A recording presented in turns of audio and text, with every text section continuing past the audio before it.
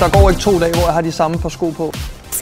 Jeg har et par her, som er lille bitte for små. Jeg går i dem, fordi jeg synes, det er en af de fedeste sneaks, jeg har. Jeg har et par, som jeg altid har på i byen, fordi hvis der sker dem noget, så gør det ikke ondt. Jeg synes, jeg er bare tosset med den. Jeg ved ikke helt konkret, hvad det er. Jeg ved ikke præcis, hvad det er. Jeg tror, det må være teknologien, at det hele er vævet i et hug.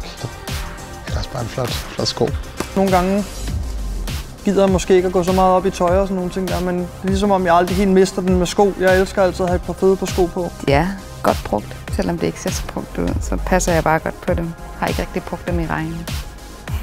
Men det er faktisk også en af mine yndlingssko, som er sådan en helt meget blød sål. Og så Primeknit, som gjorde den, det som at træde på skumfiduser.